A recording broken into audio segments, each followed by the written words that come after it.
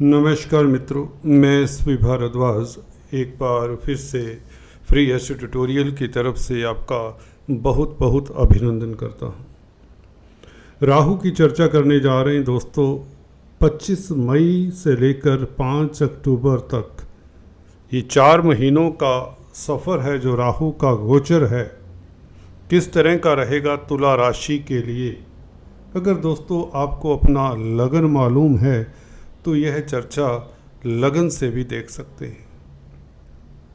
जैसा कि आप देख रहे हैं, राहु आपके त्रिक भाव, जिसे हम कहते हैं छठा भाव रिपु स्थान, इसमें गोचर कर रहे हैं काफ़ी महीनों से।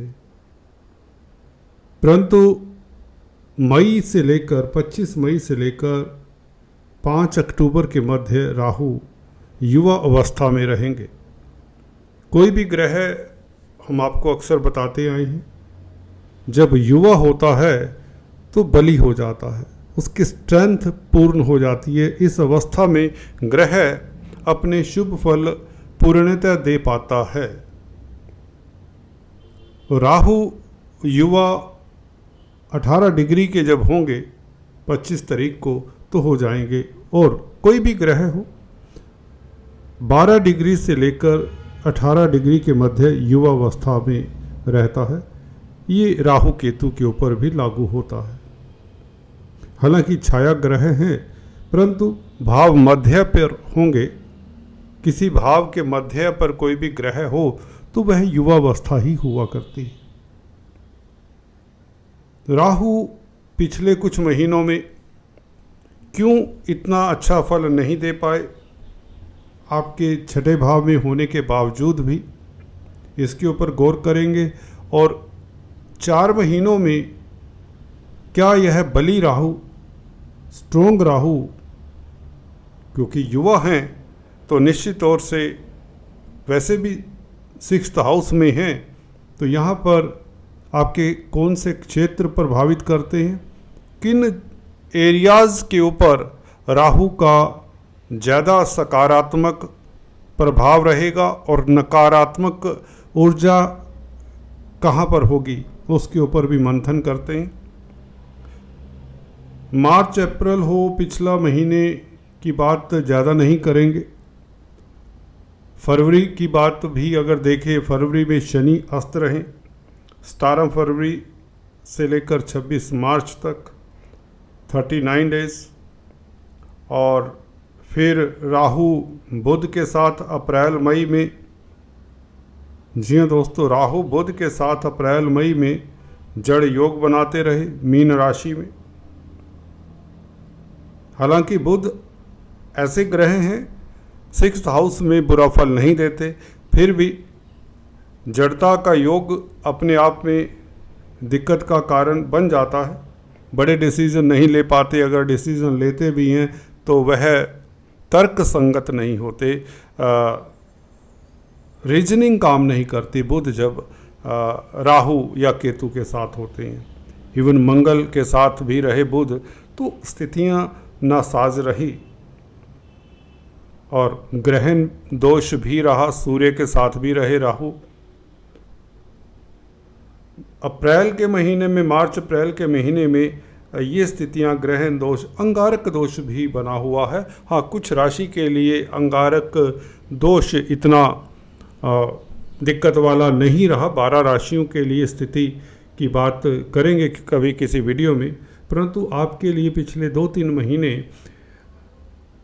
उलझनों भरे रहे। कहीं तो कुछ दिन शांति के, कुछ दिन सहजता के, कुछ दिन तरक्की के भी मिले, क्योंकि ग्रहों की स्थिति, खासकर शनि का जब से गुरु के नक्षत्र में आना हुआ है, एक यही आपके लिए सांत्वना कहें या बेहतर स्थिति रही है मोटे तौर से। हालांकि बीच बीच में जैसे सूर्य का उच्च का हो जाना, अभी हाल ही में पिछले महीने में उच्च के रहे, तो जो आपको मनवांछित फल मिलने चाहिए थे पारिवारिक स्तर पर, कामकाज के स्तर पर, वह, या आर्थिक स्थिति की बात करें, वह नहीं मिल पाए। हालांकि राहु एक ऐसा ग्रह रह गया आपके लिए क्योंकि गुरु का भी गोचर, अभी गुरु भी अस्त चले आ रहे हैं। चलिए 2-4 रोज बाद गुरु भी उदय हो जाएंगे। 1 जून से स्थितियाँ और भी बेहतर होंगी, परंतु सबसे बेहतर ये स्थिति है कि राहु युवा हो रही है और आपके लिए इकलौते ग्रह हैं। झूठ नहीं बोलेंगे, सीधा बिंदु पर आते हैं। एक राहु ऐसे ग्रह हैं जो निर्विघ्न आपको राजयोग देते हैं, जो आपको ऊंचाइयां देने वाले ग्रह हैं, वो राहु हैं। और राहु के नक्षत्रों के बारे में भी हमने पिछले वीडियो में बात की थी, जिसमें हमने कहीं ना कहीं राहु के बारे में खुलकर चर्चा की थी। उसका लिंक नीचे दिए देता हूँ, अगर आपने नहीं देखा। राहु क्या चक्रव्यूह, राहु का चक्रव्यूह क्या आप भेद पाएंगे। कुछ जनरल बातें की थी उस वीडियो में, गोचर को भी टच किया था। यहाँ पर हम गोचर की ही बात करेंगे। तो राहु 6ठे भाव में जब भी होते हैं तो आपको बता दें, राहु 3रे भाव में, 6ठे भाव में, 10वें भाव में, एकादश भाव में बहुत बेहतर फल देने वाले हैं। मैं अक्सर बताता आया हूँ, ये सूत्र हैं, लिख लें, डायरी निकाल लें अगर आप एस्ट्रोलॉजी ज्योतिष सीख रहे हैं। 3, 6, 10, 11 भाव में राहु, जिसे हम उपचय भाव भी कहते हैं, इन भावों में राहु हो, केतु हो। केतु 10वें भाव में अपवाद के रूप में माने, यहाँ पर अच्छा फल नहीं देते। 10th हाउस में केतु, शनि मंगल हो, सूर्य हो, इन भावों में उपचय स्थानों में अगर मित्र क्षेत्रीय हों तो व्यक्ति के वारे न्यारे निश्चित हैं। अगर शत्रु क्षेत्रीय भी हों, अवरोध के बाद सफलता दे देते हैं। तो राहु 6ठे भाव में है, तो ब्रह्म अस्त्र का कार्य कैसे करेंगे। और साथ में अब युवा हो रहे हैं 25 मई से। 4 महीनों का ये राहु का सफ़र आपके लिए सुखद रहेगा। पिछले समय में जैसा कि बताया, पिछले महीने में ग्रहण दोष रहा और अंगारक दोष भी आपको प्रभावित किया, जड़ योग इत्यादि भी रहा। शनि भी अस्त रहे जो कि आपके योग कारक हैं शुरुआत में फरवरी मार्च 26 तक। तो ये महीने आस के ज़्यादा रहे, तनाव के ज़्यादा रहे, आस बंधी रही। कुछ जातकों के लिए, जैसा कि फीडबैक मिलता कंसल्टेंसी के जरिए, अच्छी स्थितियां भी देखने को मिली, परंतु वह बहुत ज़्यादा नहीं थी। विलंब थे, प्रॉब्लम्स थी, तनाव था, धन की कमी थी, कोर्ट कचहरी था, मुकदमेबाजी थी, हेल्थ में प्रॉब्लम्स थी, घर परिवार बच्चों को लेकर, खासकर संतान को लेकर दिक्कतें रही, जब तक शनि राहु के ही नक्षत्र में रहे। अब चलिए, शनि की स्थिति कुछ बेहतर है, एक कंसोलेशन है। राहु के गोचर की बात करते हैं। दोस्तों, राहु एक ऐसा ग्रह है, छाया है, जिस भाव में होता है उस भाव का फल देता है, जिस राशि में होता है उसका फल देता है। मुख्यतः केंद्र त्रिकोण में, केंद्र त्रिकोण के मालिक के साथ हो तो बहुत बड़ा राजयोग बना देता है। फिर ये नहीं देखता कि ये चंद्रमा के साथ है जिसे ग्रहण लगाता है, ये सूर्य के साथ। अगर केंद्र त्रिकोण में राहु, गौर करिए, सूर्य या चंद्रमा के साथ हो या इवन शनि के साथ हो, जिसके साथ पाशविक दोष बनाते हैं, परंतु उन्हीं की राशि में हो, चंद्रमा के साथ कर्क राशि में, सूर्य के साथ सिंह राशि में हो, तो इतनी परेशानी नहीं होती। हाँ, आत्मा के ऊपर प्रभाव डालेगा। संसारिक स्तर पर केंद्र त्रिकोण में बैठकर संसारिक स्तर पर आपको तरक्की देगा, ये बात निश्चित है।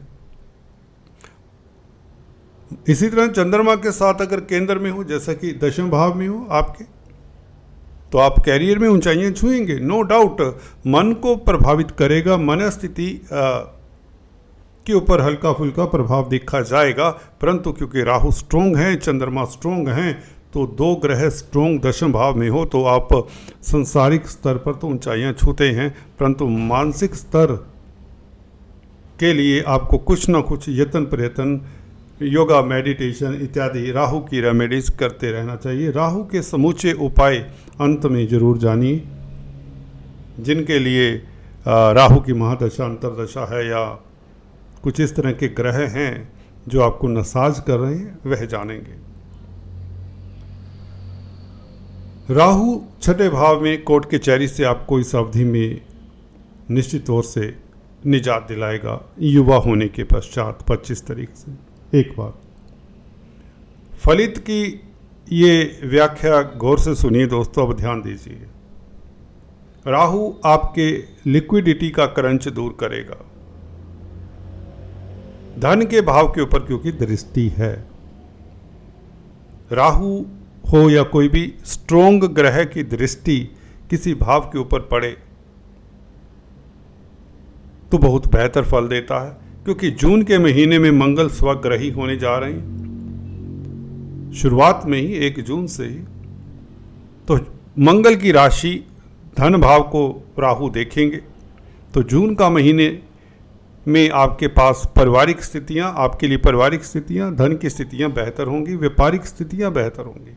7वां भाव व्यापार का भी है और रोमांटिक लाइफ अच्छा रहेगा, दाम्पत्य जीवन अच्छा रहेगा, क्योंकि राहु युवा होकर देखेंगे द्वितीय भाव को, तो आपकी चल अचल प्रॉपर्टी बढ़ती है और किसी तरह के पारिवारिक मतभेद है, तनाव है परिवार में, वह दूर होता है। 10वें भाव के ऊपर प्रभाव राहु का ये कमाल करेगा अगले महीने से ही, जून से ही। आप डिप्लोमेसी से, शाम दंड भेद की नीति से अपने गंतव्यों को प्राप्त कर लेंगे। उच्च पद आसीन होने के पूर्ण योग बनते हैं। कोई बड़ी प्रशंसा के पात्र रहेंगे। कोई बड़ा कार्य आपका सिद्ध होने वाला है। कार्यस्थल पर बहुत अच्छा यह योग बनता है, खासकर राहु का बृहस्पति की राशि में बैठना और बृहस्पति का सुख भाव को देखना नवम दृष्टि से। आप सुखी रहते हैं, तभी व्यक्ति सुखी रहेगा जब उसे सफलता मिलेगी। गुरु का प्रभाव 4th हाउस के ऊपर और गुरु का उदय हो जाना बहुत बेहतर रहेगा। इस अवधि में आपको राहु बेइंतहा ऊंचाइयां देने वाला है, समाज में प्रतिष्ठा देने वाला है। शाम दंड भेद की नीति से आप सब कुछ पालेंगे।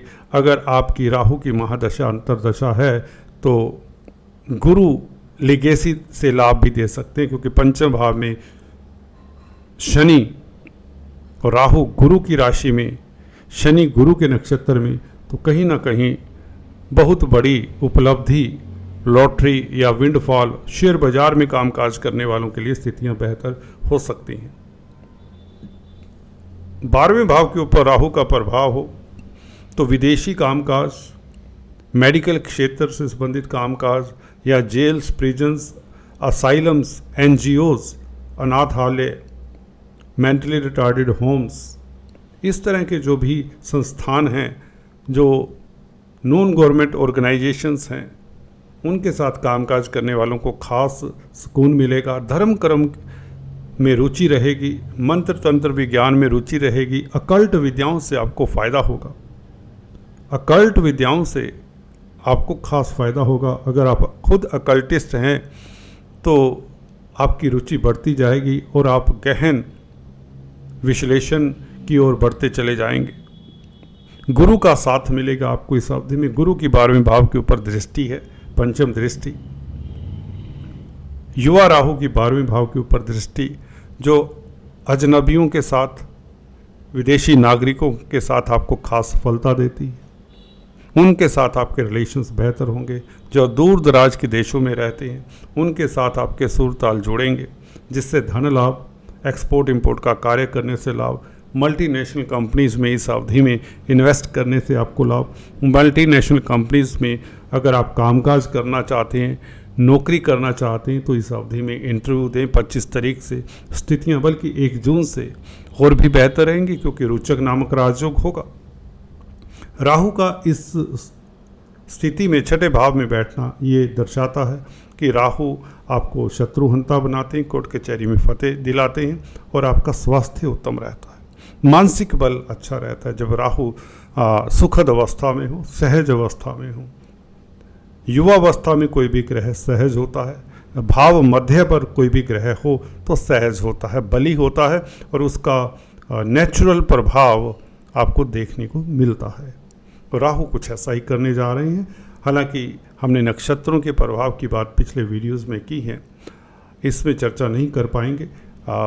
लिंक नीचे दिए देता हूँ। राहु से रिलेटेड जो भी तुला राशि के लिए ऑफ लेट मैंने वीडियोस प्रसारित की थी, उसके 1-2 लिंक नीचे दिए देता हूँ, उसे ज़रूर रेफ़र करें ताकि आपको राहु किस तरह से बिहेव करता है आदि इत्यादि, उस अगर राहु खराब है तो उसके क्या लक्षण होते हैं, राहु अच्छा है तो कैसा प्रभाव देता है आपकी कुंडली में, किस तरह से कब उच्च का होता है, जैसे कि उच्च का यह वृषभ या मिथुन राशि में हुआ करता है, चंद्रमा सूर्य का मित्र नहीं होता, ग्रहण लगाता है, शनि के साथ भी राहु या राहु की दशा शनि में आ जाए, शनि में राहु, राहु में शनि, ये भी अच्छे नहीं होते। तो ऐसी स्थितियों में आपको ये उपाय बता देता हूँ। सबसे पहले भैरव देव की उपासना करनी शुरू कर दें। अगर आपकी राहु की दशा भले आपको लगता है अच्छी है या अच्छी जा भी रही हो, भैरव देव की उपासना करना बहुत हितकर रहेगा इस अवधि में। नारियल अपने सिर से एंटी क्लॉकवाइज घुमाकर 7 बार कम से कम एंटी क्लॉकवाइज घुमाएं और दरिया में शनिवार के दिन बहा दिया करें, कम से कम 3-4 महीने में एक बार, जब तक राहु की दशा अंतर्दशा रहे। काले सफ़ेद कंबल को किसी मंदिर में दान करें। अगर आप ठंडे इलाके में रहते हैं, विदेश में रहते हैं, तो किसी भिखारी को भी दे सकते हैं। चींटियों को आटा शक्कर डालें। राहु के बीज मंत्रों का जाप करें। आप गोमेद भी धारण कर सकते हैं, परंतु आपकी कुंडली में राहु किस राशि में, किस भाव में है, ये देखना बहुत जरूरी होगा, और किस ग्रह को प्रभावित करे, किस ग्रह से प्रभावित है। दोस्तों आज इतना ही, फिर से मिलेंगे, तब तक के लिए stay tuned. Thanks for watching this video.